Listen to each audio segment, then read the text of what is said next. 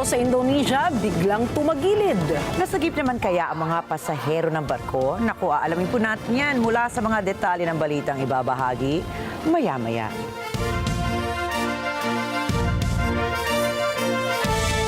Magandang gabi. Ako po si Rikki Mathay. Ako si Rikki, Alagao, Flores. Ito ang mata ng Agila International. Para naman sa mga headlines ngayong araw ng Miyerkules.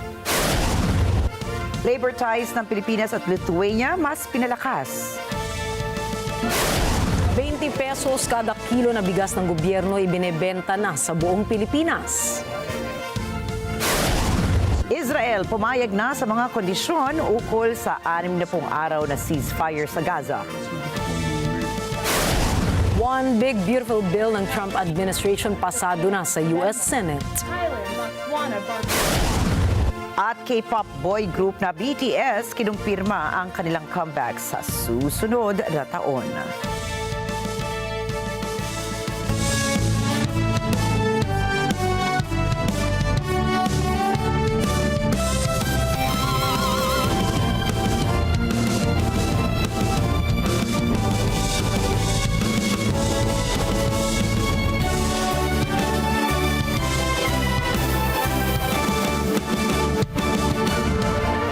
Nagpulong ang kinatawan ng Pilipinas at ng Lithuania sa Mandaluyong City para mas palalimin pa ang bilateral labor cooperation ng dalawang bansa.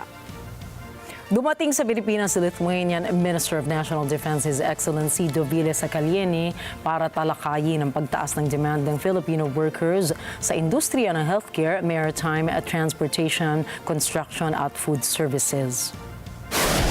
Ayon kay Sakalieni, isinasapinal na ng Lithuania ang procedure para sa mas maraming Pilipino na ma-accommodate na magtrabaho sa bansa. Isang paraan dito ay ang pagtatatag ng isang annual labor quota na aabot sa 25,000. Sa datos ng Department of Migrant Workers o DMW, nasa 79 na Pilipino na ang nai-deploy sa Lithuania. Nangako naman ang Lithuania na pangangalagaan ng mga Filipino workers bilang pagkilala nila sa naging kontribusyon ng mga ito sa kanilang ekonomiya. Mula sa bilateral talks, inaasahan na masusundan ito ng high-level visits para makumpleto ang pinaplansyang labor agreement sa pagitan ng Pilipinas at Lithuania. Sinimulan na ng Marcos administration na nationwide na bentahan ng 20 pesos kada kilong bigas sa mga pampublikong pamilihan. Mismong si Pangulong Ferdinand Marcos Jr. ang naglunsad ng 20 bigas, meron na program sa Bacoor, Cavite. Layon po ng inisyatibong paramihin pa ang mga makikinabang na low-income families sa bansa sa programang 20 pesos na bigas ng pamahalaan. Target kasi ng gobyerno na matulungan ang aabot sa 15 milyong mga Pilipino sa pamamagitan ng murang bigas. Sa ngayong nasa 94 outlet sites na ang mga nakatataga sa buong bansa. Puspusan ang paghahanda ng Philippine National Police o PNP sa nalalapit na ika-4 na State of the Nation address o SONA ni Pangulong Ferdinand Marcos Jr. ngayong Hulyo. Ayon sa PNP, may inisyal na pagpupulong na ang pambansang pulisya sa mga katuwang na ahensya, kabilang na ang Office of the Sergeant at Arms ng Kamara de Representantes para sa seguridad sa darating na SONA. Tiniyak ni PNP Chief Police General Nicolas Torre III na prioridad nila sa araw na iyon ang kapayapaan at kaligtasan ng publiko at maging ng mga dadalo.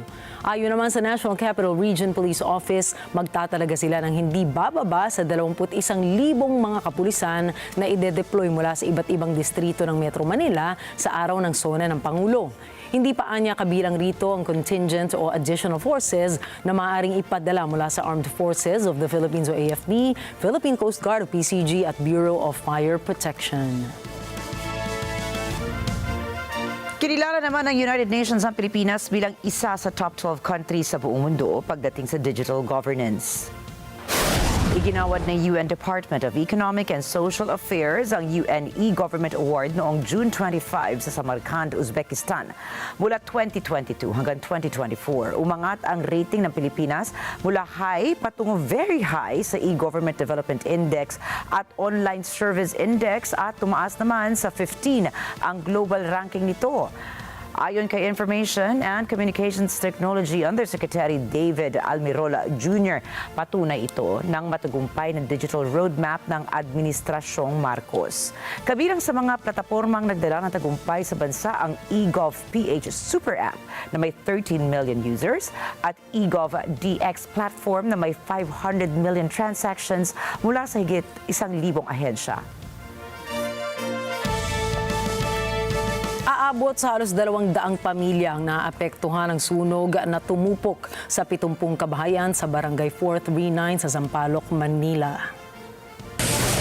Nangyari ang sunog pasado alas 12 ng hating gabi ngayong Miyerkules habang tulog ang mga residente sa lugar. Nahirapan ng mga pulahin ng Bureau of Fire Protection ang sunog dahil sa pagkislap ng mga nakalaylay na mga kable ng kuryente at kakulangan sa supply ng tubig. Tumagal ng 1 oras ang sunog na umabot naman sa Alert Level 4 bago idineklarang fire out. Wala namang naitalang casualty ang BFP habang aabot naman sa 300,000 piso ang danyos sa insidente. Halos triple po ang ibinugang sulfur dioxide ng Bulkang Kanloon sa loob lamang ng 24 oras ayon po yan mismo sa PHIVOLCS. Umabot ito sa 6,702 tons, mas mataas kaysa sa 2,138 tons na naitala noong nakaraang araw. Bagamat buwaba sa 2 ang naitalang volcanic earthquakes mula sa dating 7, nananatili pa rin ang Alert Level 3 sa bulkan, hudyat ng mataas na volcanic unrest. Ayon sa ulat ng PHIVOLCS, nagtulak ang bulkan ng 500 meters na taas ng ash plume na tinangay ng hangin patungo northeast at east. Pinaalalahanan ng mga residenteng lumikas mula sa loob ng 6-kilometer danger zone habang bawal pa rin ang anumang paglipad ng aircraft sa paligid ng bulkan. Binabantayan ng pag-asa ang 2 weather systems na nasa loob at labas ng Philippine Area of Responsibility o PAR. Ayon sa State Weather Bureau, malaki ang posibilidad na maging tropical depression sa loob ng 24 oras ang low pressure area na namataan sa layong 165 kilometers silangan ng Tuguegarao City, Cagayan, kaninang alas 2 ng hapon. Dahil sa proximity ng LPA sa landmass, maaaring magdeklara ng Tropical Cyclone Wind Signal number 1 ang ahensya sa eastern sections ng Northern at Central Luzon sa oras na maging tropical depression ang sama ng panahon. Samantala, nanatiling nasa labas pa rin ng Philippine Area of Responsibility ang namataang tropical depression na nasa layong 2,615 kilometers ng Itbayat, Batanes.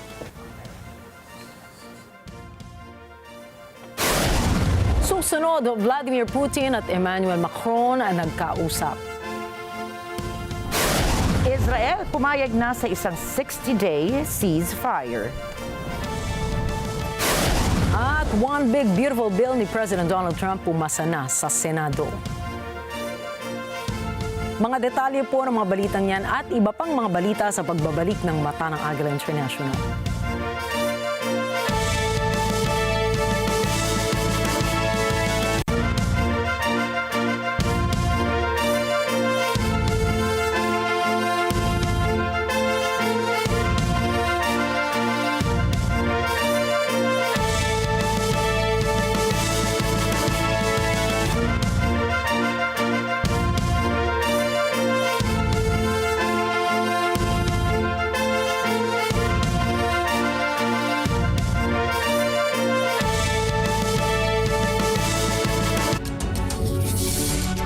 When a story starts with faith, it can only grow further and stronger.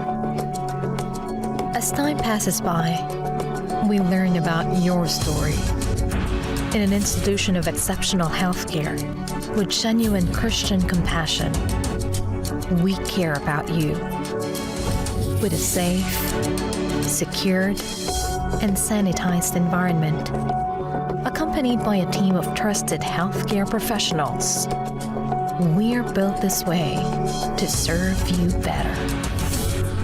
By providing affordable health services to general population, we want what's best for you. Because at New Era General Hospital, everyone matters. Sa dami ng usap-usapan, alin ba ang dapat paniwalaan? Magandang umaga, Pilipinas! Luzon, Visayas at Mindanao. Siyempre po, worldwide. Balitang may basehan, komentaryong may laman. Kasama sina Jen Subarjaga at Nelson Lubao. Tuloy ng maglilingkod bayan. Balita, komentaryo, totoo. 100%. 100%. Lunes hanggang Biyernes, alas 5 ng umaga, dito lang sa NET25. Let's knit together sa NET25. Sa NET25.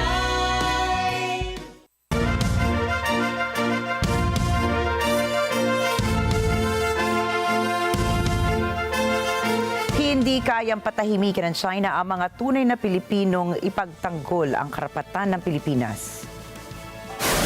Ito ang naging pahayag ni Palace Press Officer Undersecretary Claire Castro matapos ipagbawal ng China na makapasok sa teritoryo nito si dating Senador Francis Tolentino. Pinatawan ng Beijing si Tolentino ng parusa dahil umano sa paninira ng senador sa China. Isa si Tolentino sa maraming mga Pilipinong ipinagtatanggol ang karapatan ng Pilipinas sa West Philippine Sea. Sinabi ni Yusek Castro na anuman ang dahilan ng China sa pag-ban kay Tolentino ay desisyon na ito ng Beijing. Subalit, hindi nila mapagbabawalan ng China ang mga Pilipinong ipagtanggol ang karapatan ng Pilipinas. Kung ano man po ang naging dahilan ng China sa pag-ban kay Senator Tolentino, kanila po itong desisyon. Pero ang bawat Pilipino, ang tunay na Pilipino at ang mga Pilipino na pro-Philippines, hindi nila ito mapapatahimik at hindi nila ito mapagbabawalan na ipagtanggol kung ano man ang karapatan natin sa ating bansa at sa ating mga maritime rights. Ang sabi nga ng Pangulo, we will not yield even an inch of our territory to a foreign power.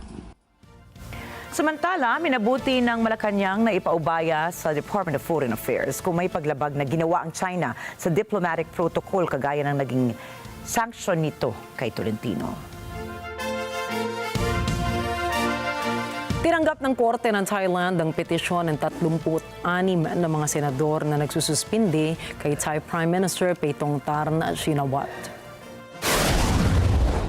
ผลคำวินิจฉัยออกมาแล้วนะคะดิฉันก็ขอน้อมรับนะคะคำพิจารณาของศาลนะคะแล้วก็ต่อจากนี้ก็จะมีได้หยุดปฏิบัติหน้าที่ใช่ไหมคะประมาณระยะเวลาน่าจะไม่แน่ใจเหมือนกันแต่ว่ามีเวลาประมาณ15 วันที่จะชี้แจงนะคะช่วงเวลาที่หยุดปฏิบัติหน้าที่นะคะดิฉันเองก็ยังทำเพื่อประเทศชาติได้ต่อไปค่ะในฐานะคนไทยคนหนึ่งแน่นอนนะคะแล้วก็ยินดีนะคะยังมีแรงกายแรงใจเต็มครบ 100% นะคะพร้อมที่จะทำงานต่อนะคะไม่ว่าอยู่ในตำแหน่งไหนก็ตามอยู่ในฐานะไหนก็ตามก็ยังเป็นคนไทยคนหนึ่งเหมือนเดิมนะคะแล้วก็พร้อมทำเพื่อประเทศชาติเต็มที่ทุกนาทีค่ะก็ขอบคุณสำหรับกำลังใจทุกท่านอีกครั้งค่ะขอบคุณค่ะต้องขอโทษนะคะพี่น้องคนไทยทุกๆคนที่รู้สึกไม่สบายใจกับเรื่องนี้หรือรู้สึกโกรธเคืองนะคะดิฉันเองขอยืนยันอีกครั้งว่าตั้งใจทำเพื่อประเทศชาติจริงๆนะคะ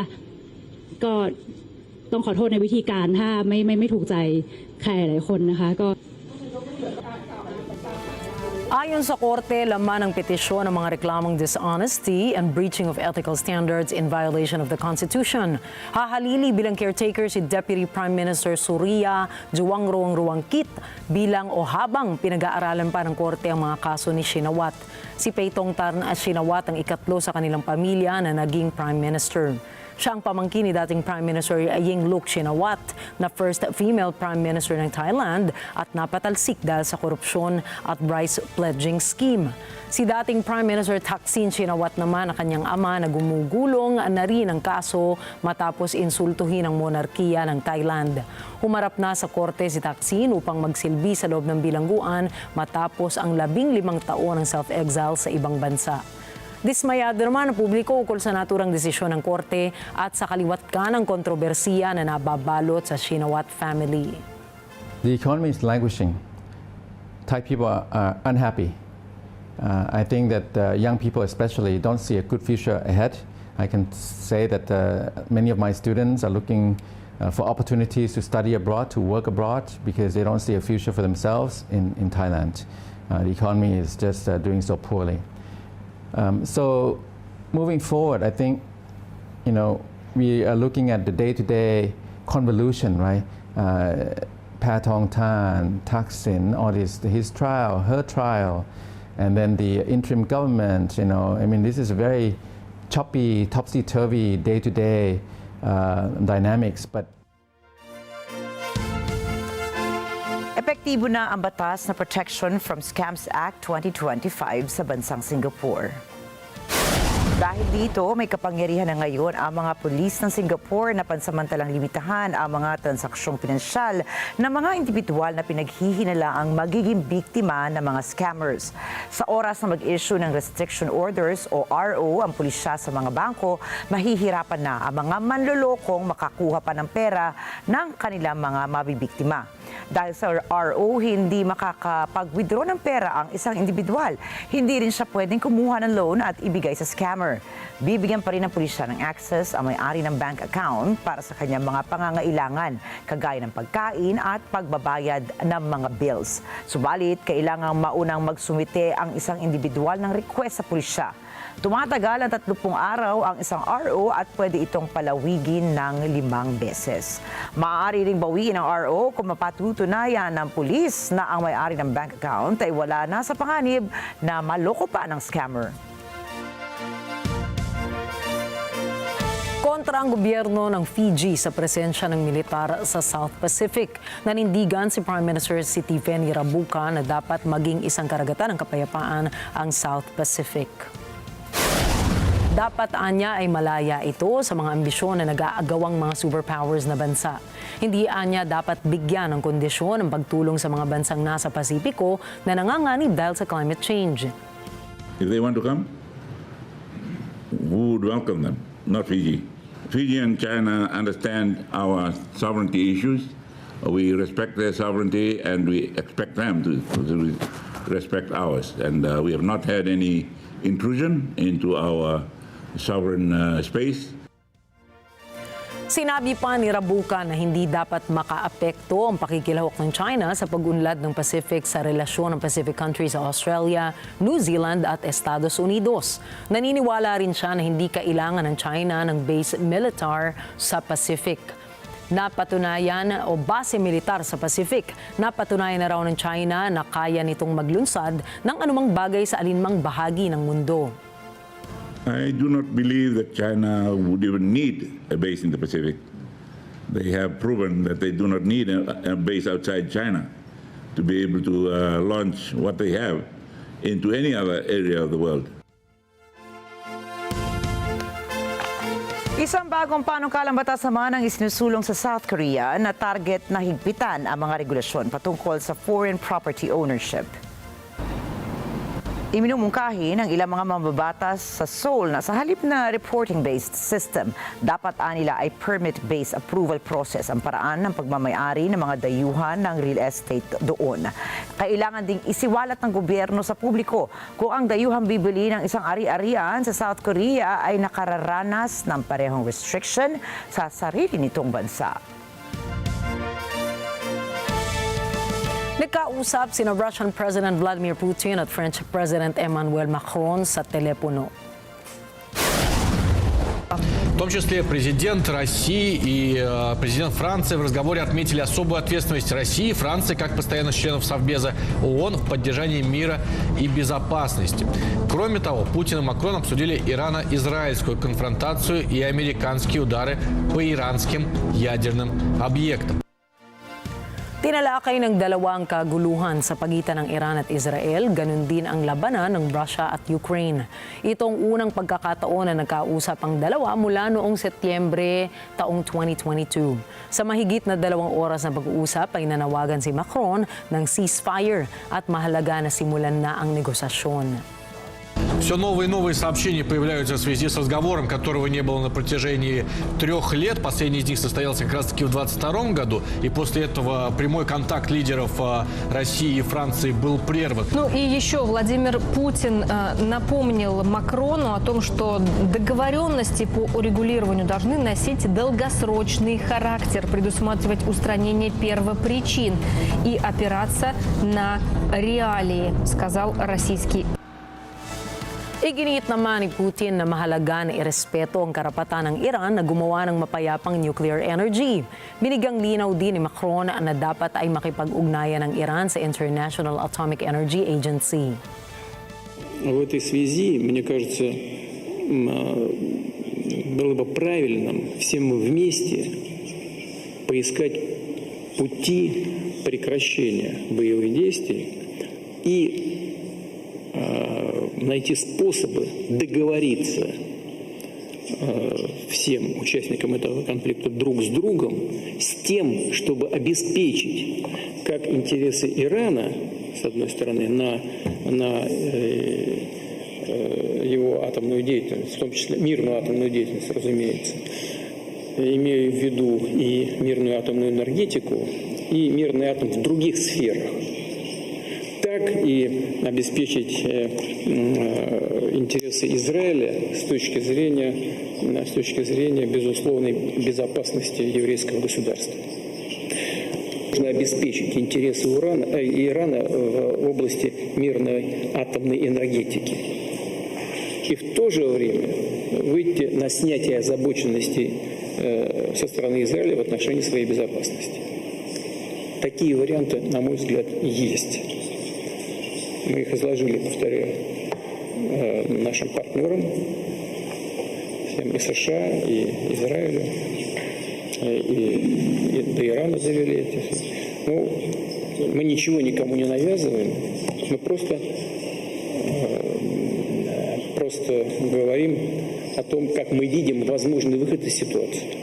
Но решение, конечно же, за политическим руководством всех этих стран, прежде всего Ирана и Израиль. Pinatawan naman ng 13 taong pagkakakulong ang isang dating Russian Deputy Defense Minister dahil naman sa kasong korupsyon. Narito pong report ni Emmy Capilita-Roja. Inaresto si dating Russian Deputy Defense Minister Timur Ivanov noong Abril ng 2024 sa suspetsang pagtanggap ng lagay. Idinagdag dito noong Oktubre ang kasong pagnanakaw ng pondo ng bansa sa halagang 4.1 billion ruble or $48.8 million. Noong Martes, napatunayang may sala si Ivanov at sinentensyahan ng 13 taong pagkabilanggo. Ang kaso ng dating Deputy Foreign Minister ay bahagi ng pinakamalaking iskandalo ng korupsyon sa Russian defense establishment. Higit sa 100 katao, kabilang ang 2 dating former deputy ministers ang inaresto sa serye ng mga investigasyon. Isinagawang pribado ang pagdinig sa kaso base sa state secrecy. Samantala, nasentensyahan ng 12.5 taong pagkabilanggo naman ang inihatol sa isang dating tauhan ni Ivanov. Мое отношение к приговору, знаете, есть такое понятие, как внесудебная расправа. На мой взгляд, это расправа только судебная. Да, это экзекуция с соблюдением некоторых процессуальных форм. Приговор, который вы сегодня все услышали, не имеет ничего общего с результатами судебного следствия по этому делу. Да, в одном случае речь идет о полностью вымышленном преступлении, в другом случае речь идет о преступлении, к которому Иванов не просто не причастен, о котором понятия никогда не имел, что таковое совершено. Он бодр, как я сказал, он не впадает в уныние, так же, как и мы. Как я уже сказал, это не конец, это для нас только начало. Ipinagdiwang ng Z-bloggers ng Russia ang pagkakaaresto ni Ivanov noong 1 taon. Ang Z-bloggers ay isang maimpluwensyang grupo ng war correspondents at mga analista na bagamat sumusuporta sa laban ng Russia sa Ukraine, ay naniniwalang pinabayaan ng military top brass ng Moscow ang mga sundalo nito. Ayon sa grupo, ang military top brass ng bansa ay walang kakayahan, walang alam at korap. Sa kabila ng not guilty plea ni Ivanov, tinanggalan ito ng lahat ng kanyang state awards. Ayon sa kanyang abogado, aapila ang akusado. Поэтому мы не собираемся мириться с этим произволом, несмотря на то, что он прекрасно вписывается в статистику уголовных дел в общем и дел политических в частности.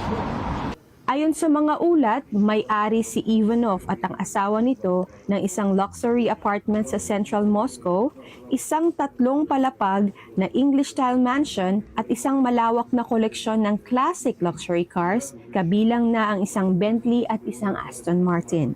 Emmy Kapilita Roja para sa mata ng Agila International, trusted, connected, on point. Mariing tumutol si recently elected Poland President Karol Nawrocki sa pagsali ng Ukraine sa European Union North Atlantic Treaty Organization o NATO. On zrewiduje wobec tego swoje poglądy na temat Ukrainy, czyli sprzeciwu wobec wejścia do NATO i do Unii Europejskiej. Nie ma dzisiaj możliwości, aby Ukraina weszła do NATO. Znajduje się w stanie wojny. To by powodowało wojnę wszystkich państw NATO, więc nie ma co rewidować w tym zakresie. Ja jestem oczywiście przeciwnikiem bezwarunkowego wejścia Ukrainy do Unii Europejskiej. Wiele państw, także Polska, czekała latami na to, aby spełnić konkretne oczekiwania Unii Europejskiej, żeby być częścią Unii Europejskiej. Ja nie mam wątpliwości, że w sensie geopolitycznym, rozpoznając potrzeby Polski, w sensie strategicznym potrzebujemy współpracy z Ukrainą, ale nie zmieniam swojego zdania, że ta współpraca powinna się odbywać na zasadach partnerskich. My również mamy swoje oczekiwania przy tej wielkiej pomocy, życzliwości. Mamy również swoje oczekiwania względem państwa ukraińskiego. Anyang ilang bansa katulad ng Poland ay naghintay ng ilang taon upang makasali sa Union. Dagdag pa niya, hindi rin ito ang panahon upang sumali ang Ukraine sa NATO habang nasa giyera dahil maaari rin itong magdulot ng gulo sa iba pang kalapit na mga bansa. Sa kabilang banda naman, sinabi rin niya na dapat suportahan ng Poland ang Ukraine sa isang strategic at geopolitical na aspeto dahil ayon sa kanya, Russia ang pinakamalaking banta sa rehiyon na isang communist country. Enero nitong taon pa nagpahayag ng pagtutol ang Polish President sa pagpasok ng Ukraine sa mga nasabing international organizations dahil hindi pa nare-resolba ang Volhynia Massacre kung saan pinatay ng mga Ukrainian nationalists ang higit kumulang 100,000 ethnic Polish civilians noong World War II.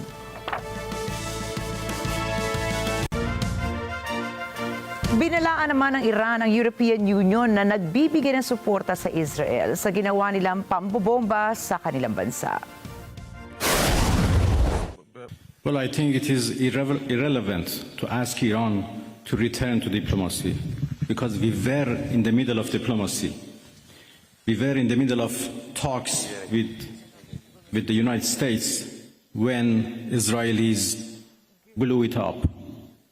And again, we were in the middle of talks and negotiation with Europeans, happened only 2 days ago in Geneva, when this time Americans decided to blow it up. So we were in diplomacy, but we were attacked.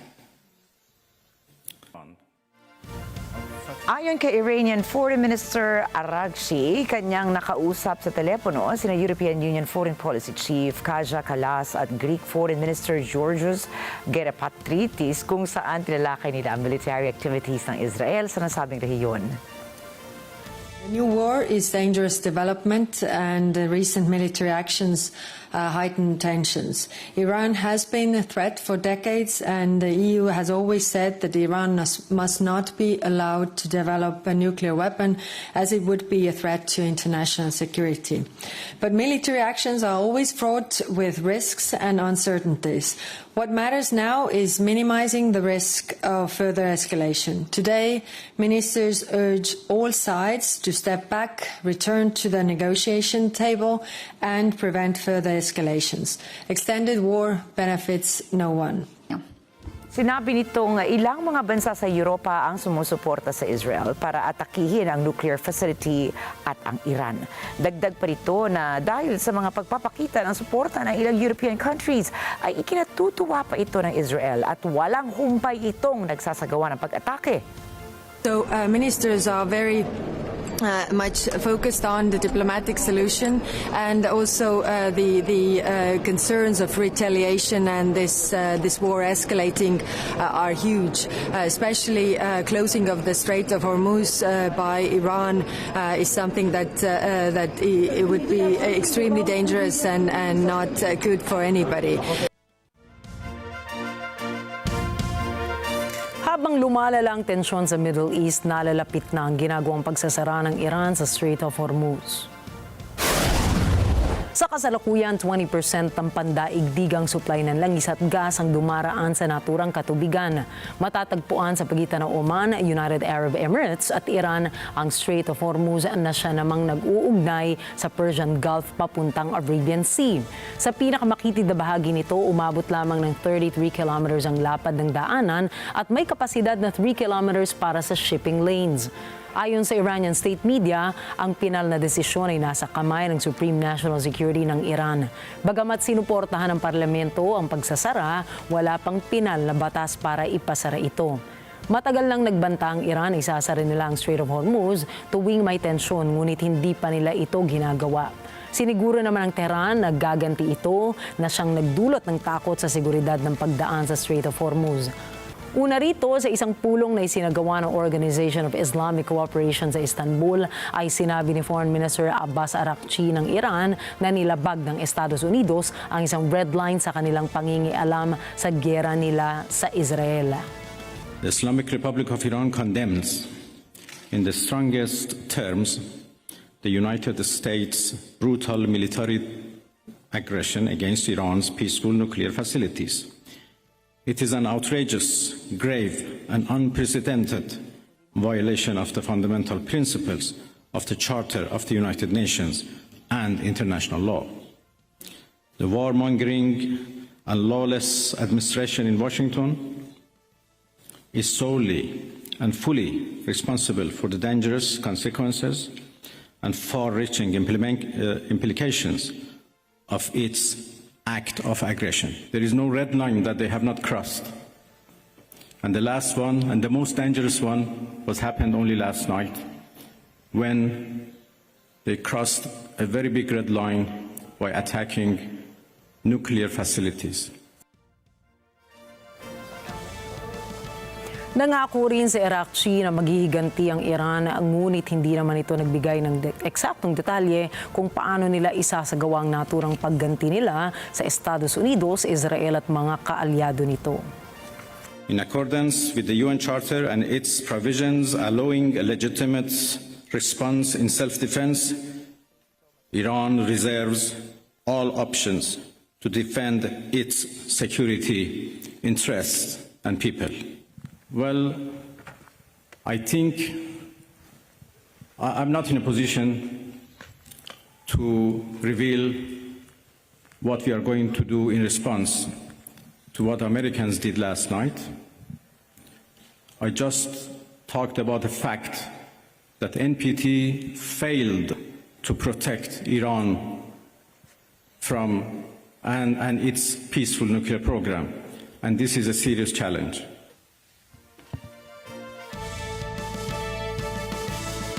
Sinabi ni US President Donald Trump na malapit nang makamit ng gitnang silangan ng tigil putukan sa Gaza. Ito'y matapos anyang pumayag ang Israel sa inilatag ng mga kondisyon para sa 6-day ceasefire sa Palestinian enclave. Narito ang karagdagang mga detalye mula kay Jane Kathleen Gregorio.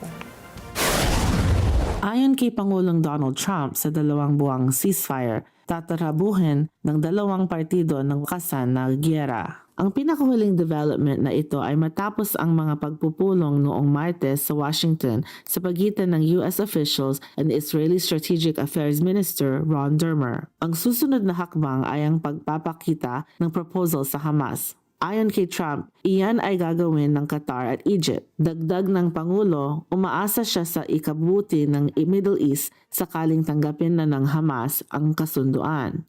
Kung hindi, ayon kay Trump, lalong sasama ang sitwasyon. Makikipagkita si Trump kay Israeli Prime Minister Benjamin Netanyahu sa Lunes upang talakayin hindi lamang ang Gaza kundi pati ang sitwasyon sa Iran. Subalit sa gitna ng ceasefire talks, patuloy ang pag-ataking militar ng Israel sa Gaza. Noong Martes, binomba ng mga eroplano at tangkeng Israeli ang hilaga at timugong Gaza. Kumpol-kumpol ng mga bahay ang nawasak. Libo-libong Gazans ang lumikas na naman matapos mag-issue ng panibagong evacuation orders ang Israel. Ayon sa local health authorities, dahil sa mga pag-atake, 112 katao ang namatay at higit sa 400 ang nasugatan. Mula nang mag-umpisa ang labanan, higit sa 56,000 ng Palestinians ang namatay bunga ng aksyon militar ng Israel. Halos lahat ng 2.3 million na population ng Gaza ay nailikas na. Dahil dito, nalugmok na sa matinding krisis ang teritoryo. Jane Kathleen Gregorio para sa mata ng Agila International. Trusted, connected, on point. Pasado na sa US Senate ang tax and spending bill ni Pangulong Donald Trump. Isa po itong malawakang batas na tutugon sa mga pangunahing prioridad ni Trump. Hindi naman maialis sa ilang Amerikano ang pangambang $3.3 trillion na karagdagang utang ng kanilang gobyerno. Pearl Rocation po para sa report. Ngayong aprobado na sa Senado ang controversial na Big Beautiful Bill ni Pangulong Donald Trump, babalik na ito sa House of Representatives para sa final approval. Naka-schedule ang debate at botohan ng House of Representatives ngayong Miyerkules. Itinutulak ni Trump ang mga mambabatas ng bansa na paratingin ito sa kanya upang maisabatas sa 4 ng Hulyo, araw ng kalayaan ng Estados Unidos. Samantala, binanata ni Democratic Senate Minority Leader Chuck Schumer ang Republican senators sa pagpasa ng bill ng Pangulo. In one fell swoop, Republicans passed the biggest tax break for billionaires ever seen, paid for by ripping away health care for millions of people and taking food out of the mouths of hungry kids. This is not a big, beautiful bill at all. That's why I moved on the floor to strike the title. It is now called The Act.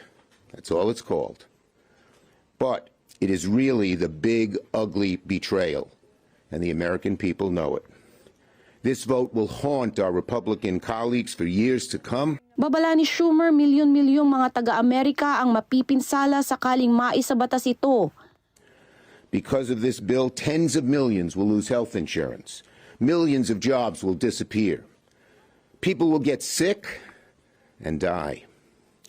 Kids will go hungry, and the debt will explode to levels we have never seen. All so that the billionaires and corporate special interests get a permanent tax break.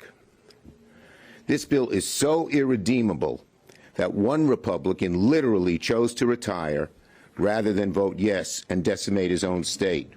3 lamang sa 53 Senate Republicans ang umayon sa Democrats na tutulan ng package. Subalit pumasa ito sa 51-50 matapos bumoto si Vice President J.D. Vance ng tie-breaking vote nito. Ang 3 Republican senators na tumutol sa bill ay sina Senator Thom Tillis ng North Carolina, Senator Susan Collins ng Maine at Rand Paul ng Kentucky. Noong linggo sinabi ni Tillis na hindi na ito tatakbo sa susunod na eleksyon. Inatake ni Trump ang Republicans na tutol sa bill sa kanyang Truth Social Network at hindi na isasali sa mga kaganapan sa White House. At ngayong nasa kamay na ng House of Representatives ang bill kung saan hawak rin ng Republicans ang mayorya sa 220-212, malamang ay papasa rin ito. Pearl Rogacion para sa mata ng Agila International. Trusted, connected, on point. Susunod, mga turista sa Indonesia nasagip sa tumagilid na barko. France maglulunsad ng smoking ban. At internationally acclaimed K-pop group na BTS magbabalik na sa 2026. Patuloy-tuloy pa po ang pagbabalita. Huwag muna kayong aalis. Magbabalik pa ang mata ng Agila International.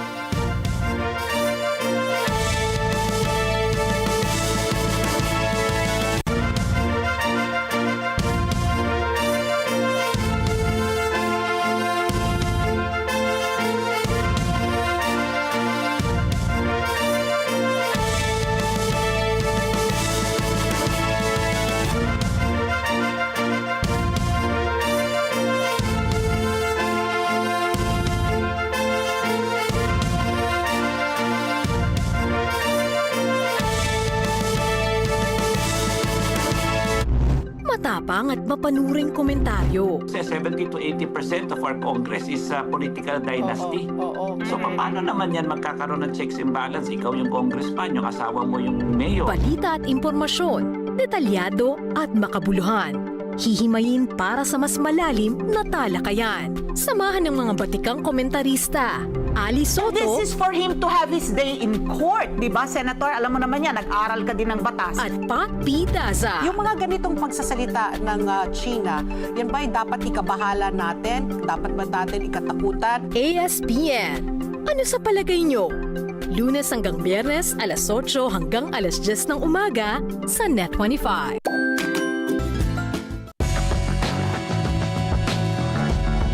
We head to the Architecture Biennale in Venice and ask, how can we adapt to the climate crisis? Plus, dance your way out of depression, and Brazil wouldn't be Brazil without samba. Global Us.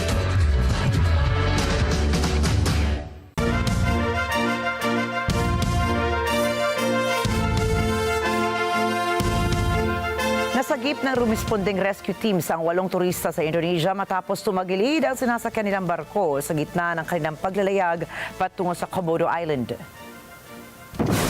Sa video, makikita ang ilan sa mga turistang nakatayo na sa isang gilid ng barko habang humihingi sila ng saklolo. Mapapansin ding malapit ng tuluyang lumubog ang barko sa katubigan. Batay po sa report, tinamaan ng malaking alon ng barko kung kaya't tumagilid ito sa karagatan. Ligtas na nailika sa mga turista kasama ang crew at mga tour guides patungo sa Labuan Bajo Marina Port. Wala naman pong nasaktan sa nasabing insidente. Isinugod sa paggamutan ng 5 individual sa Brazil matapos mahulog sa tulay ang sinasakyan nilang kotse nang nasangkot ito sa hiwalay na road accident. Ayon sa lokal na ulat, isang truck ang nawala ng preno nang sinubukan itong dumaan sa tulay sa kahabaan ng BR-116 Road sa Candido, Sales. Kaya dire-diretso lang ito sa pag-andar hanggang sa nasalpok nito ang isang sasakyan na naging sanhi naman ng pagkahulog nito sa tulay. Nakadispatch na ang emergency services sa accident site para magsagawa ng investigasyon. Isinugod po sa ospital ang isang 21 anyos na babae sa Brazil matapos masabugan sa mukha ng hawak nitong paputok. Ayon sa Cruz das Almas City Hall, dinala ang babae sa emergency care unit dahil sa facial trauma. Inilipat naman kaagad ang biktima sa State General Hospital sa Salvador dahil biglang lumubha ang kanyang kalagayan. Wala pang malinaw na ulat hinggil sa kondisyon ng pasyente at kung stable na ang kanyang lagay. Sa datos ng Municipal Health Department ng Cruz das Almas, nakalipas na araw, 10 sa 169 burn cases na naitala ang inilipat sa specialized hospital units. Umabot na sa 36 ang patay sa pagsabog ng isang pharmaceutical factory na pagmamay-ari ng Sigachi Industry sa Telangana, India. Na-recover ang mga sunog na katawan ng 34 na mga trabahador habang 2 pa naman ang namatay sa ospital. 12 na rin ang sugatan dahil sa pagsabog. Hindi nilinaw ng Sigachi Industries ang dahilan ng sunog, ngunit sinabi nito ang core manufacturing infrastructure ng planta at matitigil ang operasyon nito ng hanggang sa 90 araw. Patuloy na rin inaalam ng kumpanya ang dahilan kung bakit natrap ang mga workers na naging sanhi ng kanilang kamatayan.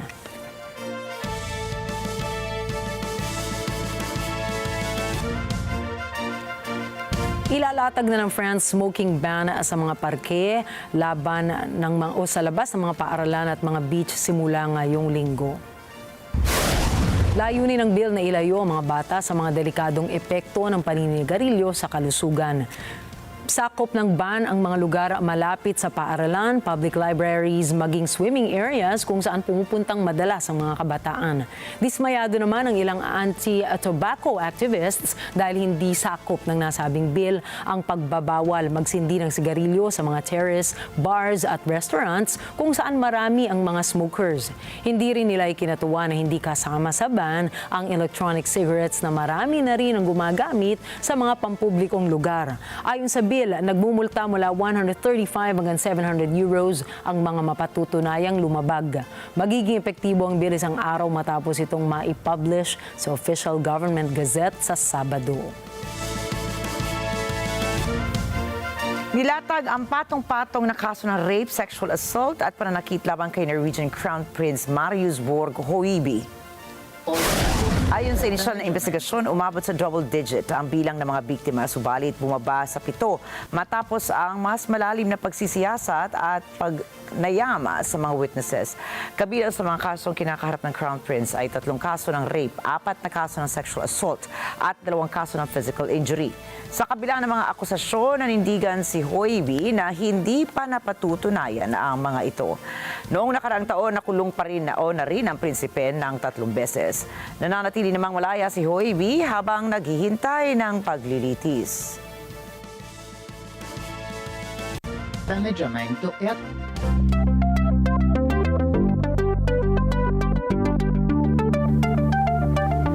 Para palakasin pa ang puwersang militar ng China, nag-imbento ang Chinese Defense Research Institution ng isang mosquito-sized spy drone.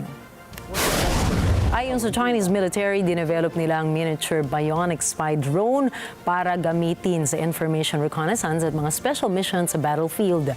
May habang 2 centimeters at bigat na 0.3 gram ang insect-inspired device na ito.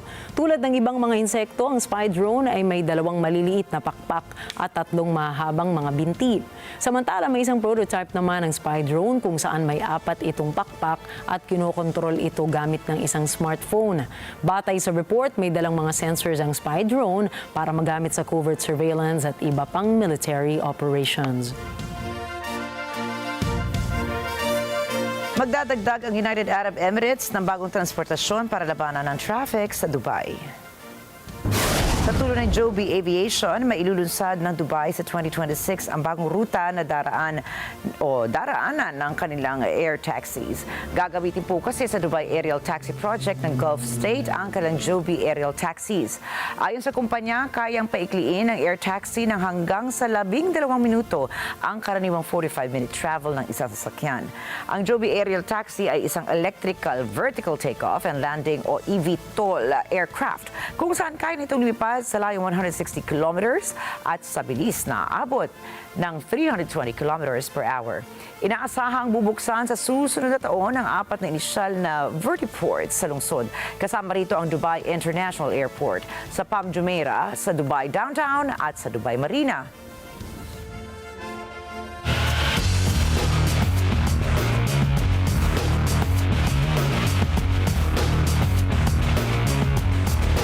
Hindi na kaya ni Alex Ayala ang defending champion na si Barbora Krejcikova sa kanyang Wimbledon debut.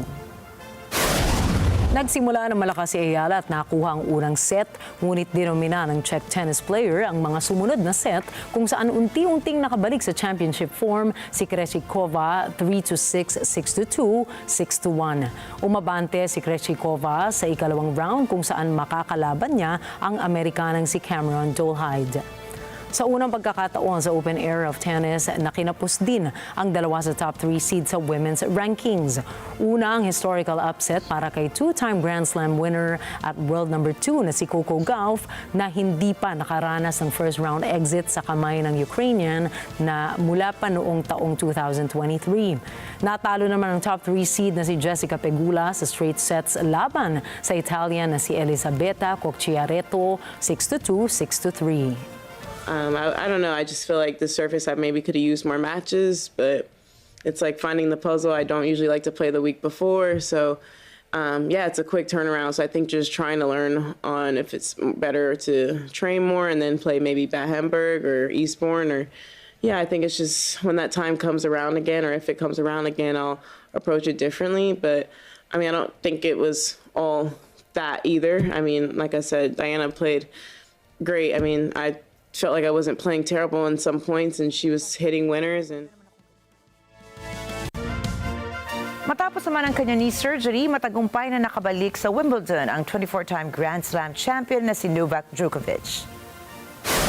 Tinalo niya si Alexander Mula sa score na 6-1, 6-2, 6-2 sa kanyang opening match. Patuloy naman ang depensa ng corona para sa defending champion na si Carlos Alcaraz matapos ang isang mainit na laban kontra naman kay Fabio Fognini sa score na 7-5, 6-7, 7-5, 2-6, 6-1. Nanaig si Alcaraz at pinasalamatan ng Italian veteran sa magandang laban. Wala ring pag-aalinlangan ang world number 1 na si Yannick Sinner nang patuubin si Luca Nardi sa straight set 6-4, 6-3, 6-0. Samantala, nabigo sa unang round ang ilang bigating pangalan. Tinalo si world number 3 Alexander Zverev sa French na si Arthur Rinderknecht. Bumagsak din sina world number 8 Holger Rune at world number 9 Daniil Medvedev laban sa kanilang mga katapat. Patuloy naman ang Wimbledon Championship sa London hanggang July 13, 2025.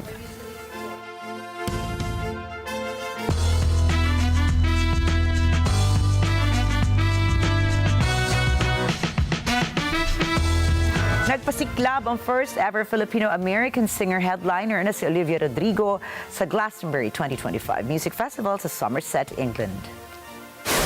Mula sa kanyang pagmamahal sa British pop music ng 80s, pinili rin niya na makipag-duet kay Robert Smith ng The Cure sa kanilang classic songs kagaya ng Friday, I'm in Love at Just Like Heaven. Sa edad na 22 years old ay siya na ang isa sa pinakabatang nabigyan ng oportunidad na maging headliner sa Glastonbury na naunahan lang si Billie Eilish noong siya ay 20 years old pa lamang. Kilala po ang Grammy winner sa mga kanta niyang Driver's License, Traitor, Good For You, Get Him Back at Deja Vu. Nakasama rin ni Rodrigo ang 5-time Brit Award winner Charlie XCX at the 1975 sa second stage na tampok na music event. Katatapos lamang din ni Olivia Rodrigo sa kanyang Guts World Tour.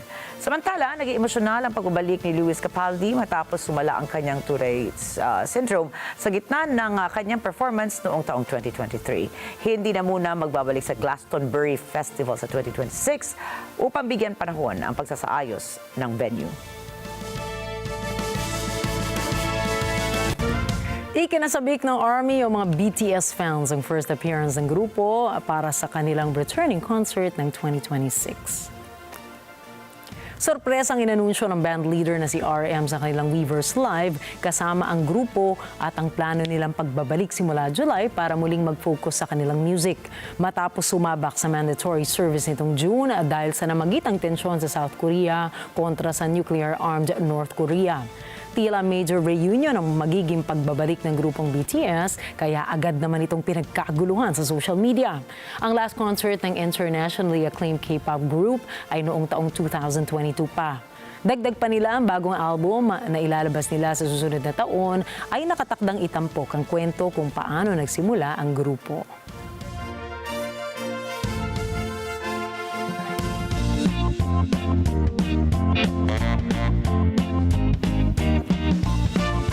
Naibenta sa halagang $520,000 o katumbas ng mahigit 28 million pesos ang floral dress ni Princess Diana.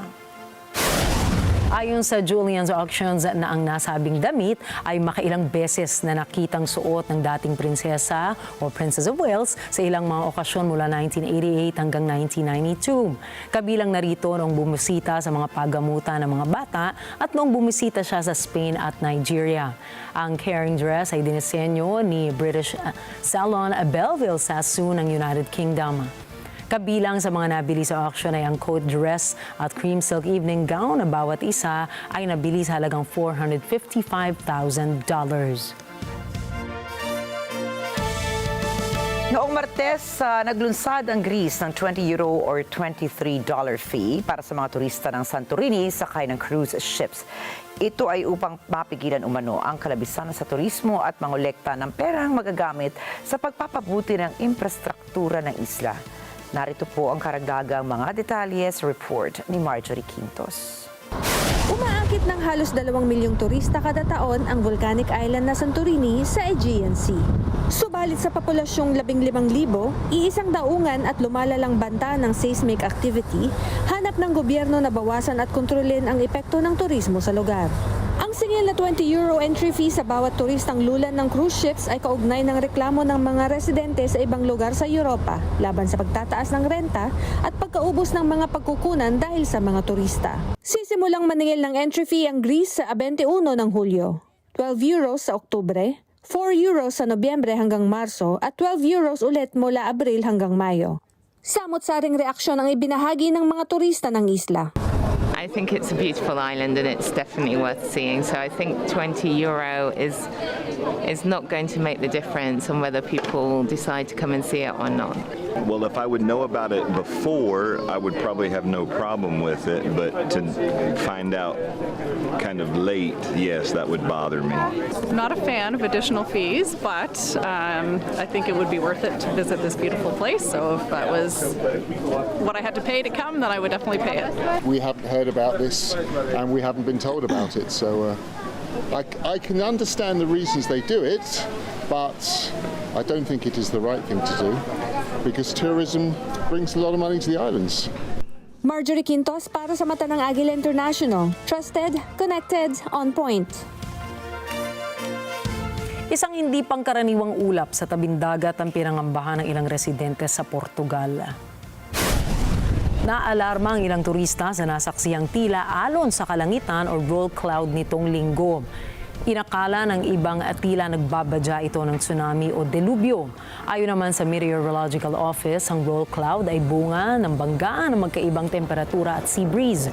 Sa halip, ang karaniwang rason ng roll cloud ay thunderstorms at hindi tsunami.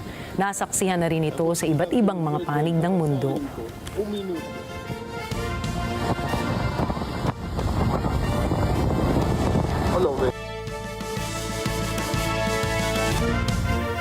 Ang ganda, Nina. Alam ba nung bata Maganda na ako? parang natatakot ka pero naggagandahan Di ba maganda? ka, di ba? Nung bata ka ba? Ako kasi nung bata ako, pag halimbawa natatraffic ako, titingin ako sa labas ng sasakyan, yung nai-imagine mo ba yung mga, yung mga nakikita mo? shapes ng mga ulap, Ang di ganda, ba? di ba? Minsan merong tupa, minsan may pusa, may aso, may mga ganun-ganun. Diba? Ano yung diba? pinakakakaiba? Natatanda mo ba na nakita mo na shape? Oh, hindi mo na matanda. Ano sasabihin ko? Ito bumbong, mga ganun, porque nakagantong kulay. Para napakasimple na Kakaiba, pagkakaiba pagkain. Talagang kailangan sa pagkain ang punta. Kahit ano pang usapan. naman tayo. Ako yata kabayo. Kasi nakaubi tayo. Feeling ko nakakita ko, di ba? May sakaiba ito. Ito ba'y nananakbong mag-isa? Ayun ang hindi ko, parang kung ano yan. Bata pa ako nun. Parang tumatakbo-takbo yan lang yata. Diba? Ang ganda kasi nga, constantly gumagalaw yung mga clouds. Kaya paiba-iba ng shape yan sa, depende sa imahinasyon. Kaya nga parang art din siya, no? Halimbawa, minsan yung mga anak ko sabi ko, hey, do you see the shape of the clouds? Iba yung nakikita nila sa nakikita ko, kaya talaga yung perception mo din. Nung matanda ka na, may term pala for that. Parang pareidolia. Parang gano'n, na parang yung mga shape na nagkataon. Pero parang yun talaga siya. Naku yan, naku. Kaya ngayon naman, ang ating ulap naman ay galit na galit dahil ayan, umaano na po, umuulan na naman po ngayong gabi. Magsasabi na naman tayong mag-ingat sila dahil paulan-ulan. Ayun. So, ingat po tayo. Remember to charge your cell phones, ano? Kailangan laging handa. Oo, laging handa. Hindi natin alam, baka mamaya mamulan tayo ng kuryente. Dapat hindi, tsaka tatlong bagyo raw ang pwedeng asahan ngayong buwan ng Hulyo. Nako. Ayan po. At lahat po ng ating mga balita at update ay amin pong ibibigay sa inyo fresh everyday. Kaya naman, tumutok lamang at tandaan na narito kami para maghatid ng balita sa dako ng mundo. Magandang gabi po. Ako po muli si Rikki Mathay. Ako si Nina Rikki, Alagao, Flores. Ito po ang mata ng Agila International. Trusted, connected, on point.